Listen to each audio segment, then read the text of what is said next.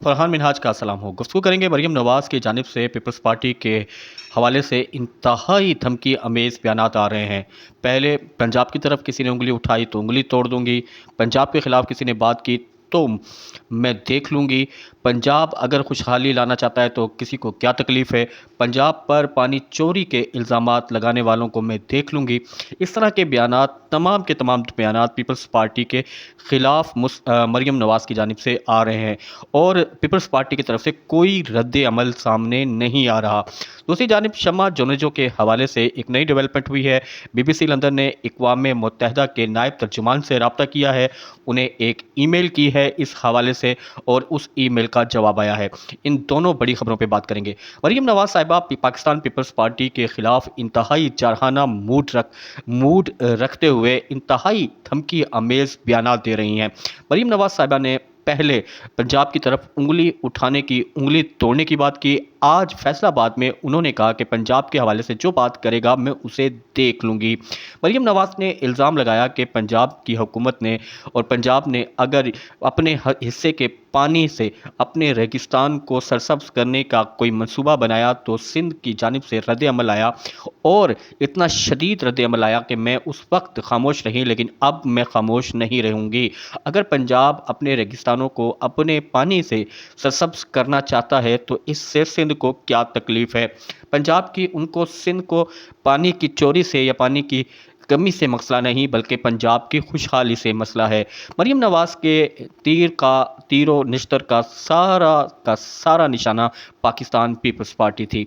सवाल सब जो अहम हलके हैं और ख़ास तौर पर सहाफ़ती हलके परेशान हैं कि मरीम नवाज़ साहिबा अचानक पीपल्स पार्टी के ख़िलाफ़ क्यों हो गई हैं और इमरान खान के ख़िलाफ़ तो कोई बात ही नहीं कर रही।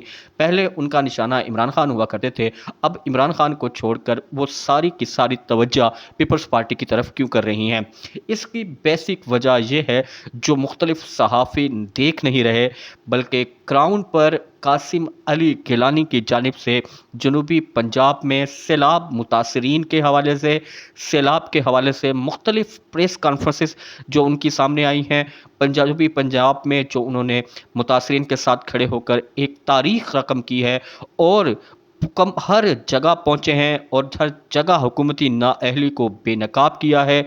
सैलाब को लेकर पंजाब हुकूमत की हठधर्मी नाअहली पर बाबंगे दहल बोले हैं।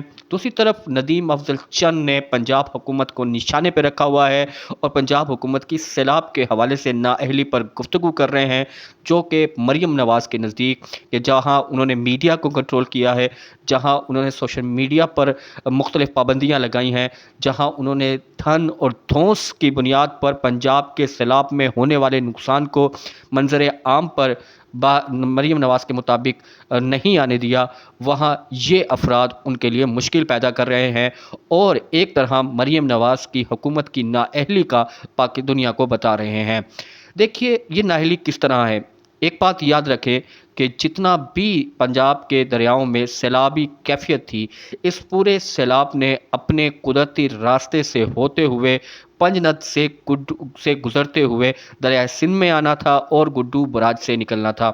मेरी गुड्डू बराज में पर काम करने वाले चंद अफराद और चंद माहिरीन से बात हुई तो उन्होंने ये बताया कि हम खुद हैरान हैं कि जो हमें मतवक्का था कि 11 लाख क्यूसिक से ज़ायद पानी एक वक्त में गुड्डू बराज से टकराएगा, लेकिन हमें हैरान कुन एजाद शुमार सामने आए हैं कि 7 और 8 लाख क्यूसेक तक पानी ही गुड्डू बराज से एक वक्त में टकरा सका। लेकिन जितना पानी पंजाब के दरियाओं में था, सैलाब में था, उसको देखते हुए हमारा कम से कम अंदाज़ा 11 लाख था।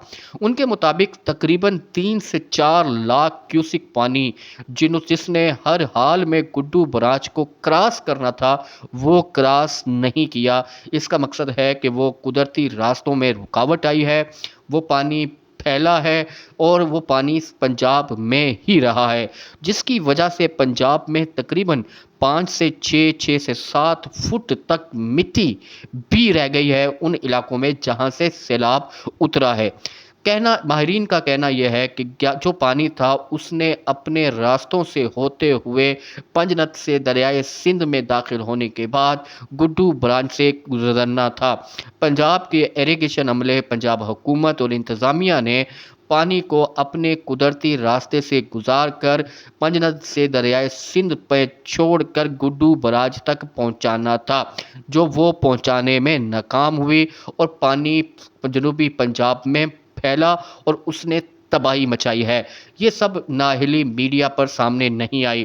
قاسم علی گیلانی اس نااہلی پر بابنگ دہل بات کر رہے ہیں، عوامی رائے عامہ بنا رہے ہیں اور جنوبی پنجاب میں مسلم لیگ نون کو شدید مشکل کا سامنا ہے۔ یہی بات ہے، یہ رپورٹس ہیں جو مریم نواز کے سامنے رکھی گئی ہیں، جس پر مریم نواز انتہائی سیخ پا ہیں۔ پاکستان تحریک انصاف جنوبی پنجاب کی تباہی پر وہ بات نہیں کر سکی جو پاکستان پیپلز پارٹی کے قاسم علی گیلانی کی مدد سے پاکستان پیپلز پارٹی کے لوگ جنوبی پنجاب میں کر رہے ہیں۔ یہی وجہ ہے کہ مریم نواز کو پاکستان پیپلز پارٹی کی اس بات پر شدید غصہ ہے اور وہ اس غصے کا اظہار کر رہی ہیں، اور اس پورے کا اظہار پیپلز پارٹی کی جانب سے پنجاب پر حملہ گردان کے کر رہی ہیں، اور یہ باور کرانا چاہتی ہیں کہ پیپلز پارٹی وفاق کی نہیں، پنجاب کی نہیں، بلکہ سندھ کی پارٹی ہے۔ اگر وہ وفاق کے معاملات میں بولتی ہے تو وہ پنجاب پر حملہ کرنے کے مترادف ہے۔ یہ سوچ جو مریم نواز ظاہر کر رہی ہیں، یہ رائے عامہ جو مریم نواز کی وجہ سے پنجاب میں وہ بنانے کی کوشش کر رہی ہیں، یہ مستقبل میں صوبائی تعصب اور صوبائی تفریق کو فروغ دے گا۔ بدقسمتی سے کسی بھی فورم پر، کسی بھی جگہ پر اس طرح کے مریم نواز کے طرز عمل کی مخالفت یا مذمت نہیں ہو رہی۔ بہرحال پاکستان پیپلز پارٹی جنوبی پنجاب میں مریم نواز کے لیے درد سر بنی ہوئی ہے۔ پاکستان پیپلز پارٹی کے قاسم گیلانی، یوسف رضا گیلانی کے صاحبزادے نے سیلاب متاثرین کے بحالی، ان کے ساتھ کھڑے ہونے اور ان کے مسائل کو اجاگر کرنے میں جو تاریخی کردار ادا کیا ہے، وہ قابل رشک بھی ہے، قابل تحسین بھی ہے۔ اسی کردار کا غصہ مریم نواز صاحبہ مختلف تقاریب میں پنجاب کی طرف انگلی اٹھائی تو توڑ دوں گی، پنجاب کو کی طرف دیکھا تو میں دیکھ لوں گی، پنجاب خوشحال ہو رہا ہے تو تمہیں کیا تکلیف ہے، پنجاب ریگستانوں کو سرسبز کرنا چاہتا ہے تو تمہیں کیا مسئلہ ہے، اس طرح کی باتیں کر کے اپنا غصہ نکال رہی ہیں۔ شمع چونیجو کی جانب سے جو ایک تنازع کھڑا ہوا تھا، جن سے وزارت دفاع اور وزارت خارجہ نے لا تعلقی کا اعلان کیا تھا، اس ہی مسئلے پر بی بی سی لندن کی جانب سے اقوام متحدہ کے ترجمان کو ایک ای میل کی گئی۔ اس ای میل کی جواب میں اقوام متحدہ کے ترجمان نے کیٹیگوریکل اس بات کی تردید کی کہ شمع چونیجو کو یونائٹڈ نیشن میں ایڈوائزر پاکستان کا کارڈ جاری کرنے میں کوئی اقوام متحدہ کا ہاتھ تھا۔ ان کا یہ کہنا ہے کہ پاکستان کا مستقل مشن جو اقوام متحدہ میں تعینات ہے، ان کی درخواست پر شمع چونیجو کو ایڈوائزر پاکستان کا کارڈ جاری کیا گیا۔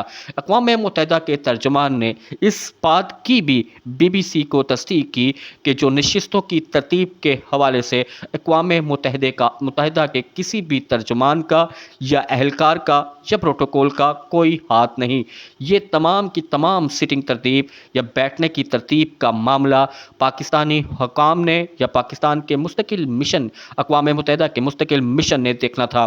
اس کارڈ جاری کرنے سے لے کر سٹنگ ارینجمنٹ تک اقوام متحدہ کا کوئی ہاتھ، کام یا پروٹوکول نہیں۔